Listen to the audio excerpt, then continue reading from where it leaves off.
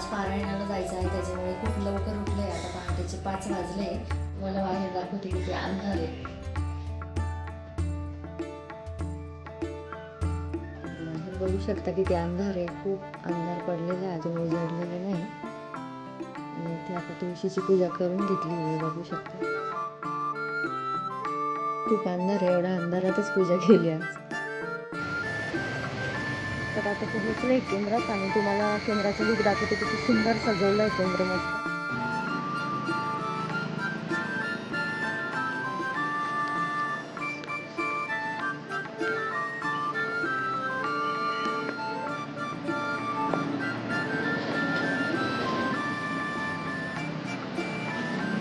चला आता मध्ये जाऊया पटकन.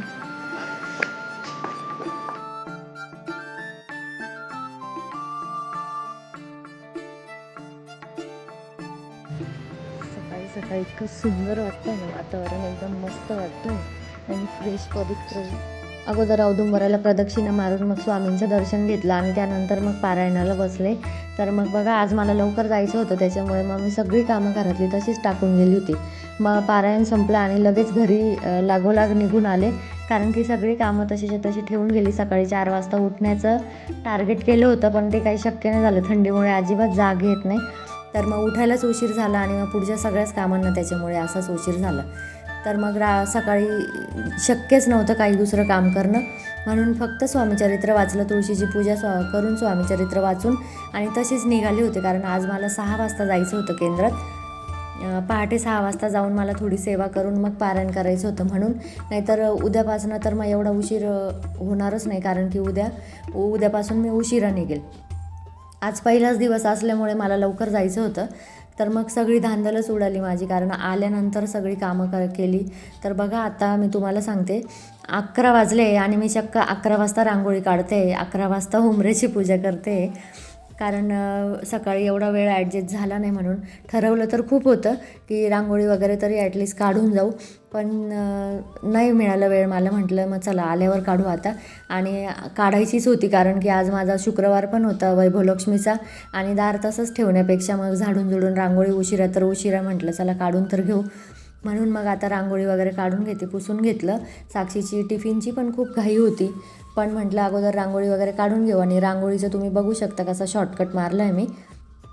खाली कलर टाकून घेतले आणि त्याच्यावर रांगोळीच्या साच्याने रांगोळी काढून घेतली, म्हणजे मला कलर भरण्यात माझा वेळ जाणार नाही.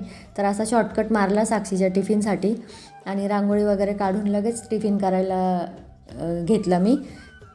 त्या टिफिनची शूटिंग नाही घेतली, कारण की मग खूप उशीर झाला असता, व्हिडिओ जर करत बसले असते तर साक्षीला उशीर झाला असता, म्हणून मग तो व्हिडिओ काढत बसलेच नाही.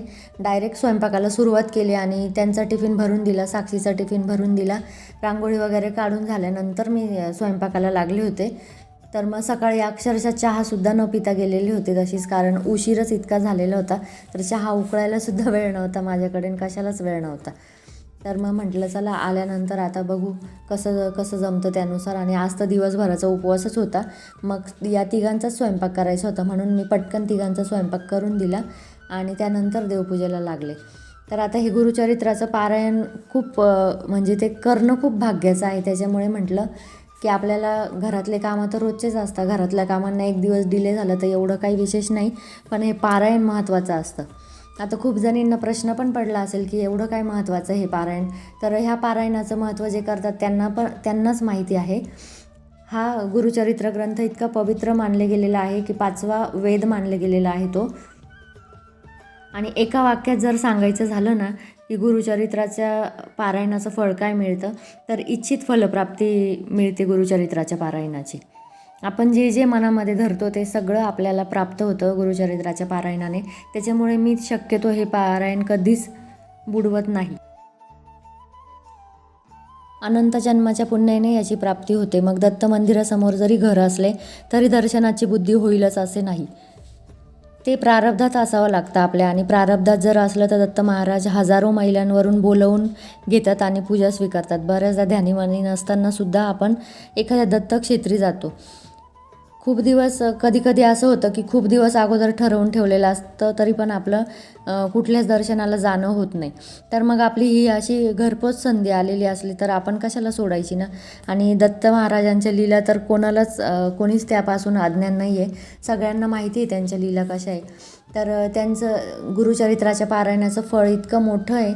जे जे तुम्ही मनी चित्तत असता तर ते सगळी फलप्राप्ती तुम्हाला होते. त्याच्यामुळे मग म्हटलं हे पारायण आपल्याला करायचंच आहे. किती पण उशीर हो, घरातल्या कामांना उशीर हो किंवा काही हो. तर म्हणून मग मी अगोदर पारायणाला गेले आणि आजचा पहिला दिवस असल्यामुळे मी लवकर गेले. उद्यापासून तर आपलं नियोजन जसं आहे तसंच राहील. कारण बघा, कुठलीही गोष्ट एकदा करायला घेतली ना की त्या गोष्टीचं रुटीन बसायला थोडंसं 1-2 दिवस लागतातच. मग आता आजचं जरी माझं असं धावपळ झाली तरी उद्यापासून मग अशी धावपळ होणार नाही. उद्यापासून व्यवस्थित नियोजन राहील. तर मग ते झाल्यानंतर साक्षीचा टिफिन वगैरे गेल्यानंतर मी अशी देवापुढे रांगोळी वगैरे काढून घेतली. आज शुक्रवार होता त्याच्यामुळे जरा जास्त छान रांगोळी काढण्याचा प्रयत्न केला आहे. कशी आहे माझी रांगोळी मला कमेंट सेक्शनमध्ये सांगा, तुम्हाला आवडली असेल तर. आणि बघा, देव पण किती सुंदर आणि प्रसन्न दिसतं. आणि मी सकाळी सकाळी बाहेर पडले होते ना तर पहाटेचं वातावरण इतकं छान असतं ना, असं वाटतं आपल्याला म्हणजे असं स्वर्गात गेल्यासारखं वाटतं एकदम. आणि खूप असं सुंदर प्रचिती येते सकाळच्या वातावरणाची. तर त्यामुळे ना प्रत्येक गोष्ट दिसताना आणखी छान छान दिसत जाते.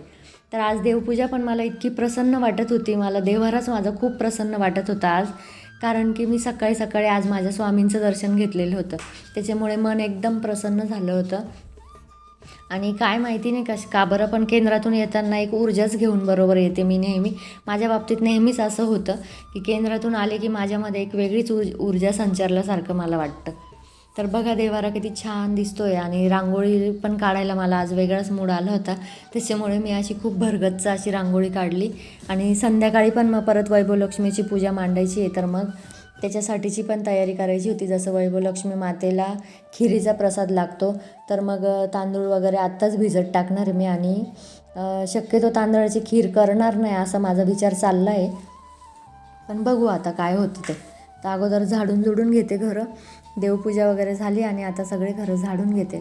आता हा रांगोळीचा जो डबा दिसतोय ना तुम्हाला जुना, तुम्हाला माहितीच आहे याच्यात माझे रांगोळीचे साचे ठेवलेले आहेत. तर हा डबा मला चेंज करायचा होता आज. तर म्हटलं चला या डब्याचे पण कारण हे जे मोठे मोठे शिक्के आहे ना, जे आपण पट्टीचे शिक्के का म्हणतो त्याला, तर ते शिक्के या डब्यामध्ये मावत नाही. मग ते मला त्याच्यावरती ठेवावे लागतात डब्याच्या. मग त्याच्यापेक्षा म्हटलं थोडासा आकारमान मोठा असलेला डबा घेतला ना तर मग आपल्याला ते शिक्के पण ठेवता येईल आणि सगळे शिक्के एका जागी राहतील. कारण ते जर पडले वगैरे तर त्याचा आकार चेंज होतो, ते वाकडे तिकडे होतात. मग रांगोळी व्यवस्थित काढता येत नाही, रांगोळी बिघडते आपली. आणि रांगोळी काढणं हा तर माझा खूप आवडीचा विषय आहे. देवारा सजवणं, रांगोळी काढणं ह्या गोष्टी मला खूप आवडतं. म्हणजे घर सजवायला पण मला तेवढंच आवडतं, पण देवारा वगैरे सजवलं ना तर मला एक वेगळीच ऊर्जा मिळते. तर बघा, हे रांगोळीचे हे जे पट्टीचे शिक्के आहे ना, हे या डब्यामध्ये आरामशीर बसतील. म्हणून मग म्हटलं हाच डब्यामध्ये आपण सगळं शिफ्ट करू. आणि हा जो तुम्हाला तुटलेला शिक्का दिसतो ना तो मीच तोडला. कारण की मला दरवाजात किंवा देवाऱ्यासमोर जेव्हा ते पावलं काढायचे होते ना तर तो गोल शिक्क्यामुळे मला ते काढता येत नव्हते. म्हणून मग मी त्या शिक्क्याचे 2 तुकडे केले. म्हणजे तो अर्धचंद्राकृती झाला आणि अर्धचंद्राकृतीमुळे मला तो व्यवस्थित मापात बसतो. तर असं काहीतरी मी नेहमीच काहीतरी जुगाड करतच असते असे घर बसल्या बसल्या. काही ना काही चालूच असतं माझं असं. तर आता हे सगळं शिफ्ट करून घेते. आणि हे शिफ्ट करता करता माझा डोक्यात चालू होता विचार की आपल्याला तर गुरुचरित्राचे काही नियम असतात. तर गुरुचरित्राच्या नियमानुसार 7 दिवस एकच धान्य खावं लागतं. म्हणजे 7 दिवस म्हणजे आपलं 7 दिवस पारायण असतं. त्यामुळे मग 7 दिवस एकच धान्य खावं लागतं. तर मग मी गव्हाची चपाती जर खाल्ली तर मग मला 7 दिवस गहूच खावे लागतील. तर म्हटलं संध्याकाळी जर नैवेद्याला खीर केली तर मग ती मला खाता येणार नाही. आणि खीर तर माझा खूप वीक पॉईंट आहे. तर म्हटलं आज गव्हाच्या भरड्याची खीर करू, म्हणजे ज्याला आपण दलिया म्हणतो, तर त्याची खीर करावी असा विचार चालला होता डोक्यात. आणि लक्ष्मी मातेला तर तांदळाचीच खीर आवडते, पण इट्स ओके, ती आपलीच आई आहे तर आपल्याला सांभाळूनच घेईल. तिला कुठल्याही प्रकारची खीर चालेलच. शेवटी काय आपल्याला गोड बनवायचं आहे एवढं हेच महत्त्वाचं आहे. तर मग संध्याकाळच्या स्वयंपाकाचं नियोजन माझ्या डोक्यात आत्ताच चालू होतं, काय करायचं. तर म्हटलं चला गव्हाच्या भरड्याचीच खीर करू आज. आणि ती पण खीर खूप छान लागते. मी बनवताना तुम्हाला रेसिपी त्याची शेअर करेल. खूप सुंदर बनते ती खीर आणि तुम्ही जर नसेल खाल्ली तर करून बघा एकदा. आपण दलियाची खिचडी वगैरे करतोच, कारण जे डाएट करतात ना जी लोकं, तर ती लोकं दलियाचीच खिचडी खातात. आता दलिया म्हणजे काय असतं, तर गव्हाचा भरडा असतो, जाडसर दळलेले गहू असतात, भाजून आणि जाडसर दळलेले असतात ते आपण घरी पण दळू शकतो. घरीसुद्धा दलिया बनवून आणि डब्यामध्ये स्टोअर करू शकतो. पण मी विकतच आणलेला आहे, किराण्यामध्येच आणला होता आणि खूप वेळा त्याची लापशी वगैरे पण खूप छान लागते. तर मग असं कधीमधी खाण्याची इच्छा झाली तर मग मी बनवून खाते असं. त्याची लापशी पण मी तुम्हाला कधीतरी करेल शेअर. आता शिक्के बघा माझ्याकडे किती प्रकारचे आहे. मोठे शिक्के, त्याच्यापेक्षा छोटे शिक्के, त्याच्यापेक्षा छोटे शिक्के आणि हे चौकोनी चौकोनी खूप पूर्वी यायचे ते, जेव्हा हे रांगोळीचे गोल गोलवाले साचे नव्हते ना, तेव्हा ते चौकोनी साचे यायचे ज्याच्यावर टिपक्यांची राहायची डिझाईन. तर ते साचे आता शक्यतो कोणी काढतच नाही, पण मी ठेवले फेकण्यापेक्षा बरे आपल्याला कधीमधी अचानक आठवण आली तर काढता येतात. तर मग असा हा डबा रिकामा करून घेतला आणि ही जी दोरी आहे ना, ही सर्कल वगैरे रांगोळी काढताना, मोठी जेव्हा रांगोळी काढतो आपण, तर मग मोठी रांगोळी काढताना ते सर्कल काढण्यासाठी ती दोरी आणि चॉक ठेवलेलं आहे. आणि बघा ते साचे जे आहे लांब पट्टीवाले, ते किती छान त्याच्यात व्यवस्थित सेट झाले. तर मग आता हा रूम अगोदर झाडून घेते पटकन, कारण की फरशी पण पुसायची आणि भूक पण जाम लागलेली आहे आता. पण उपवास असल्यामुळे आता काही दुसरं तर काही मला खाता येणार नाही, कारण मी वैभवलक्ष्मीच्या उपवासाला मिठाचं कुठलंही अन्नप्राशन करत नाही, मिठाचं अन्नच खात नाही. फक्त फलाहार घेते किंवा म्हणजे जेवढं बिना मिठाचं असेल तेवढंच घेते फक्त. आणि शक्यतो वैभवलक्ष्मीच्या उपवासाला फळंच खाते. पण आज मला काय माहिती इच्छा नव्हती फळं खाण्याची, तर म्हटलं वेगळं काहीतरी खावं. तर चाललं आहे ते डोक्यात काय करू काय करू. तर असं बनवून तर खिचडी वगैरे तर काही खाऊ शकत नाही, मग वेगळं असं काय खाता येईल फळांच्या शिवाय असा विचार करत होते. कारण भूक लागलेली होती, तर आल्या आल्या 2 केळी खाल्ल्या होत्या. पण कामाच्या याच्यामध्ये आणि गडबडीमध्ये त्या 2 केळी कधी पोटातून गायब झाल्या मला काही समजलं नाही. परत आता भूक लागली तर मग पटपट आवरून घेते आता.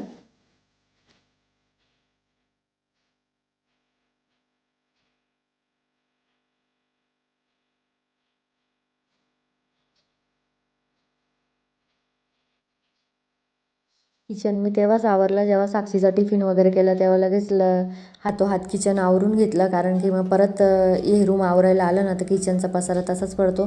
आणि माझ्या किचनवर ना ऊन जसं जसं वरती जातं ना, तसं तसं माझ्या किचनमध्ये ऊन येतं, तोंडावर ऊन येतं डायरेक्ट. त्याच्यामुळे मग ते नंतर आवरणं शक्य होत नाही. तेव्हाच्या तेव्हा किचन आवरला ना 12-12:30च्या अगोदर तरच बरं राहतं. म्हणून मग मी टिफिन जेव्हा केला तेव्हा लगेच सगळं आवरून घेतलं, भांडी वगैरे, आणि सगळं अन्न वगैरे काढून ठेवलं, त्याची पण भांडी घासून घेतली. मग आता फक्त आधीचं जेवण बाकी आहे आणि माझं काहीतरी फराळाचं. आता तर फराळाचं काय करू ते डोकं चालत नाही. तर बघते आता शेंगदाणे वगैरे भाजते, आणि गूळ आणि शेंगदाणे मला आवडतात खायला खूप, आणि जरा पौष्टिक पण येते. तर म्हटलं चला आता शेंगदाणेच भाजू.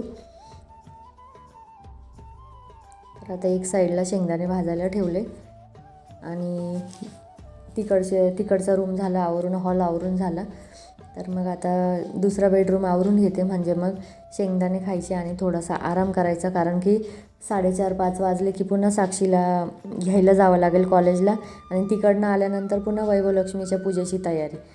तर बघा माझं किती सुंदर योग आला आहे. आज मला इच्छा होती अशी की केंद्रामध्ये 3 वाजता दुर्गा सप्तशतीचा पण पाठ होता. तर म्हटलं हे जर सगळं आवरलं तर आराम करण्यापेक्षा तिथे जाता आलं तर बघू. कारण आज योग इतका छान आला.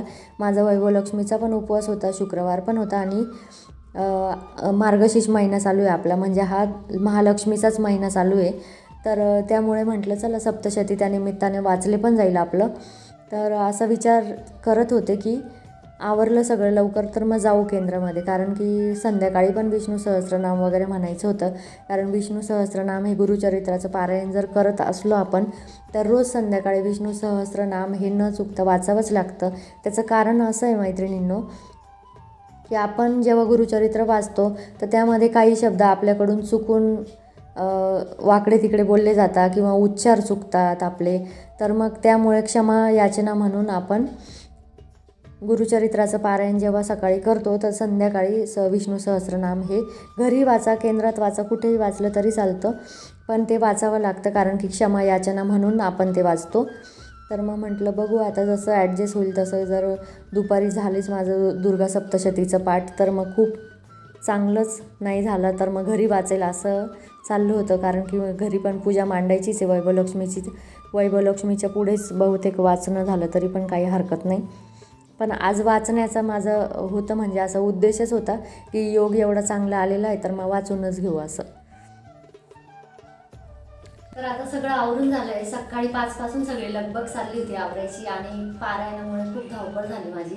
तर मग सगळं आवरून घरातलं आता झाडू फरशी, कारण की आज माझा शुक्रवार पण आहे, वैभवलक्ष्मीचा उपवास आहे आणि आता खूप भूक लागली आहे. हे सगळं आवरत मला 3 वाजले आणि आता मात्र खूप भूक लागली भयंकर. तर मी इथे आता शेंगदाणे भाजून घेतले आणि गूळ घेतलेला आहे. आता ते खाते. या तुम्ही पण खायला हे. आणि ज्यांचा उपवास असेल त्यांनी पण या, ज्यांचा उपवास नाही त्यांनी पण या. तर कसं वाटलं तुम्हाला आजचा हा व्हिडिओ मला कमेंट बॉक्समध्ये नक्की सांगा. व्हिडिओ आवडला असेल तर व्हिडिओला लाईक करा, शेअर करा आणि हो, सबस्क्राईब करायला विसरू नका. सबस्क्राईब करण्यासाठी खाली दिलेल्या लाल बटनवर क्लिक करा, बेल आयकॉन दाबा. बेल आयकॉन दाबून थांबू नका, तर ऑल बटन दाबा, म्हणजे मी इथून अपलोड केले व्हिडिओ की लगेच तुम्हाला नोटिफिकेशन येईल आणि तुम्ही लगेच माझे व्हिडिओ बघाल. तर मैत्रिणींनो, बाय आणि श्री स्वामी समर्थ.